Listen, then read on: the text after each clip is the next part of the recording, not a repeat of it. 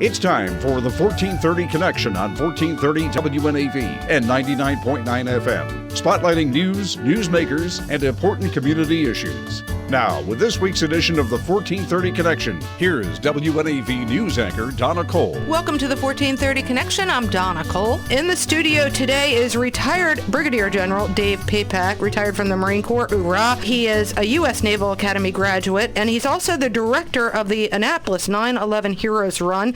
It's being held this Sunday, September 11th, at the Navy Marine Corps Memorial Stadium. Welcome, General, and thank you for joining me today. Thanks. Appreciate you having me. Tell me about the history of this run, because I don't know much about it. Okay, absolutely. Well, the run was started by the Travis Manion Foundation, and this will be our 8th year here in Annapolis. But Travis Manion was a young Naval Academy 2004 graduate, was a Navy wrestler. He was born and raised up in Doylestown, Pennsylvania. And I knew his family, his dad and I, Colonel Tom Manion, kind of grew up in the later years in the Marine Corps. So I kind of watched Travis as he was in high school. Then he came to the Naval Academy in wrestling. And Travis chose to go into the Marine Corps. As you know, we can, there's a certain percentage of the graduates each year that go in the Marine Corps. And he went to Quantico, graduated at the top of his class, and was stationed out in Camp Pendleton as a logistics officer. And he completed one tour of Iraq, and then he came back for that year or so, and then he was chosen to be part of one of those MIT training teams in early 2007. MIT is the Mobile Iraq Training Team, I believe. I forget what the acronym stands for, but it was a team that go back to Iraq and really be teamed with the Iraqi military to help train and go on patrols with them and be advisors. So in April, the end of April of 2007, while on a patrol, he was shot and killed by an Iraqi sniper. And so obviously it was just a devastating blow, as you can imagine. And this is in 2007 when we were right in the middle of things in Iraq. So his mom and dad, Janet and Tom, decided, and with their other child, Ryan, decided that they would go ahead and start a foundation to keep the legacy not only of Travis, but of all of the young men and women that have given their lives, and to be able to do something to keep this alive. So the Travis Manion Foundation was born. And there's 3 legs of that foundation. We will always continue to support our veterans and Gold Star family members. There are numerous programs around that. We will always deal with our youth, the leaders of tomorrow, in a program called Character Does Matter. And we go across the country talking on character, integrity, leadership, to anywhere where we can get in front of young people, scouts, youth groups, high schools, sporting teams. And it's on our dime. There's no cost to any of these organizations. So that's kind of the second leg of the stool. And then the third leg, and really the genesis of this, is that in between his 2 deployments, Travis visited one of the rescue teams up at Ground Zero in New York City. And he spent a whole day with those folks. And he came back to his dad, essentially, and he said, Dad, everybody is patting the military on the back for all the things that we've done and continue to do in fighting terrorism, but don't ever forget our country's first responders, firefighters, law enforcement, EMT folks. And he even gave his dad a hat that said, "Don't ever forget." So poignant. That's where, and Colonel Manion, Tom Manion's brother, Chris, who Travis was real close to, was a triathlete, and he decided that up in their hometown of Doylestown, that he was going to have a run, and it was going to be, the purpose of it was going to be to bring out the Doylestown, the local firefighters and those law enforcement. And it was going to be a way that we could connect with those folks once a year on or around 9/11 to thank them, plain and simple. And it wasn't about necessarily the run, because it's a 5K run. It's a 3.1 mile, and then there's a family 1 mile fun run, walk thing. But it was about getting the firefighters and the law enforcement and the EMT folks out at that one spot in Doylestown that the community could just the kids could climb up on the fire trucks, the parents, the folks, whatever, could thank the firefighters and just come together that one day. And as we say, to kind of connect, because really there's less than 1% of our population currently serves in the military. Right. So what we thought we would try and do, or they did in the beginning, Chris and the Manion Foundation, was to be able to connect the 99% of all of the population with that 1%. So that was the very first one. I believe it was in 2008. Mm-hmm. So then Tom and Janet reached out to me. I was just coming out of the Marine Corps, retiring in 2009, and they said, hey, why don't you start one? I was living here in Annapolis, moved back to my home, and they said, why don't you start one in Annapolis? And I says, well, gee, I never was involved in directing or starting a run. So you do have some experience with leading things, though. With leading things and putting people together. But so quite honestly, that first year were my couple of my, I guess, 20-something daughters and a few midshipmen that we had sponsored. And the Annapolis 9/11 Heroes Run was born. It was on a Sunday because we're competing with Navy football games. Right. So we chose to do it in the afternoon versus an early morning run, because you just had the Annapolis 10 miler, that's 6:30, 7 o'clock, because we really wanted to bring the families out. We wanted to bring families with children and so on. So we chose to do it at 2 o'clock every year. I actually like that a lot. I'm not a morning person, so all these early morning runs. Yeah. They're killers sometimes, unless you're an early morning runner trying to go out and get a workout in. So we thought, what better way that we could bring out, families with strollers and grandparents and whatever, just to be able to come out in the afternoon. So we did. We started it around the Navy Stadium. The Naval Academy and the Naval Academy Athletic Association is a partner of ours, and so we chose to I just measured the trail that goes around the stadium to see if I could get 3.1 miles. And in that first year of not knowing, the start was different than the finish. And so in the couple of mids that I drafted, helped out with the timing, and my daughter ran the registration tent, and we had a couple hundred runners, and Janet Manion was on a fire truck with a bullhorn, and she said, on your mark, get set, go. It was that kind of basic. So somehow it happened. Somehow it happened. And somehow it keeps growing. That's exactly right. It keeps growing. Fortunately, I had a neighbor. I was living in Arnold, had a neighbor who was a Eastport firefighter, and he was a Marine, and he took that whole fire department in Eastport, and they were able to bring us a couple of their pieces of equipment, and we had them out there. Over the years, we've had the fire chief as our guest of honor. We've had the superintendent of the Naval Academy. We have Governor Hogan coming this year as our guest speaker, and we also have a firefighter who actually was at Ground Zero on 9/11. He's retired, and he's coming down from New Jersey to be a speaker, really our guest speaker. And so we've grown it each year. It's really a nice afternoon. Hold that thought. We got to take a short break. When we come back, we're going to hear more about this run, and there's a walk for those that don't like running. I'm Donna Cole. This is the 1430 Connection. We will be right back.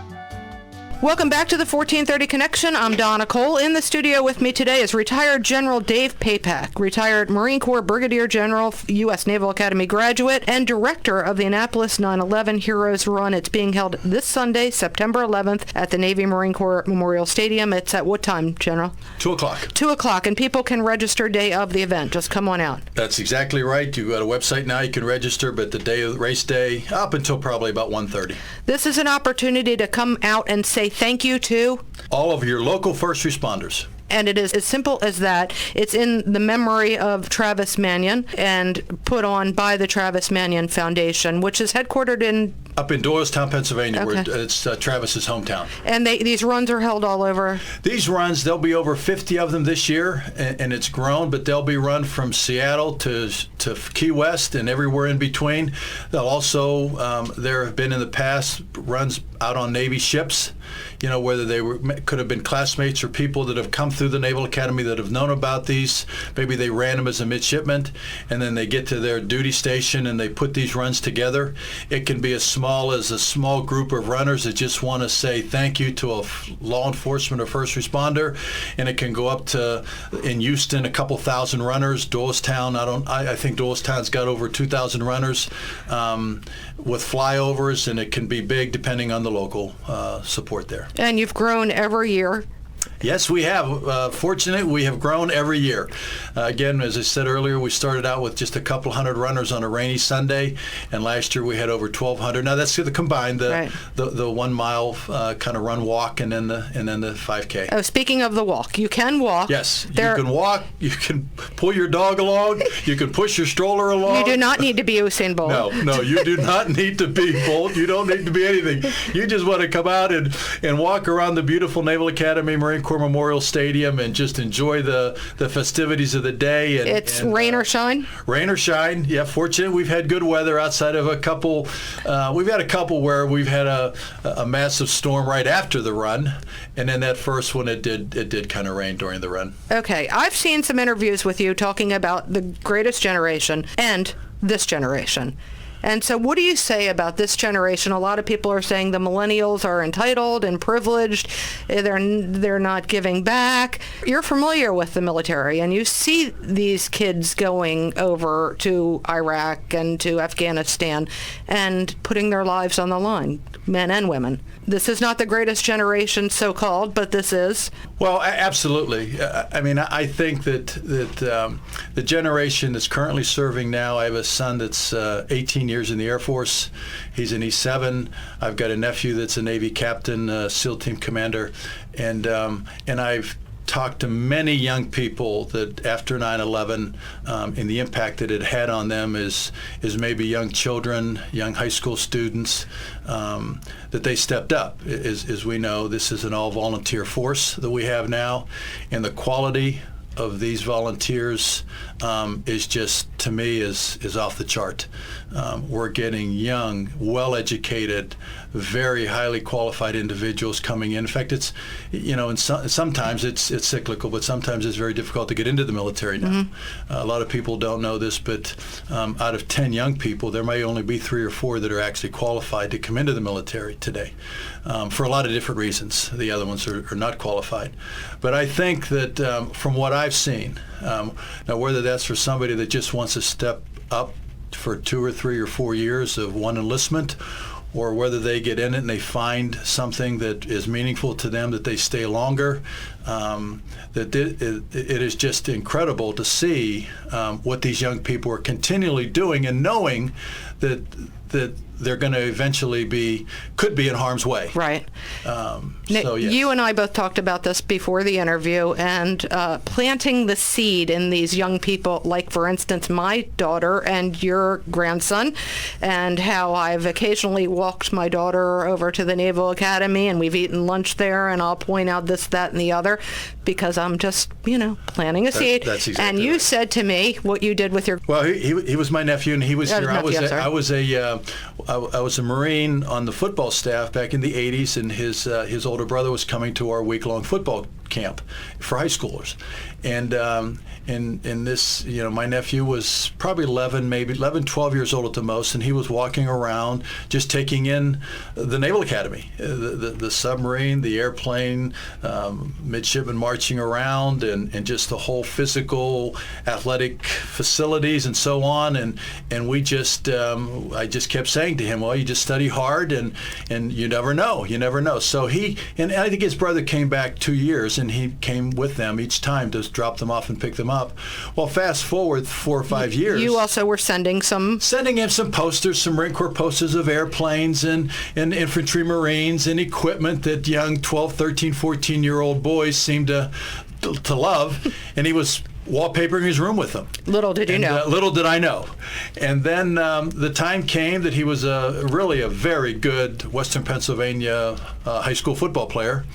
And the opportunity came that he was able to go to our Naval Academy prep school, and he jumped on that opportunity and came to the Naval Academy and was very successful midshipman. And he is now? And he is now a Navy captain and SEAL team commander, and just out there on the tip of the spear, doing what he has to do to protect our freedoms. Do you all joke around back and forth on Navy, Marines in your family? Well, of course, especially with my son being in the Air Force, we're always back and forth about Air Force and the Marine Corps and stuff. So yes, it's all in good fun. But believe me, I respect the decision that these young people make, and we truly are blessed to have a force that we have today. Very good. We're going to take another short break. When we come back, more about the 9/11 Heroes Run. I'm Donna Cole. We'll be right back on the 1430 Connection.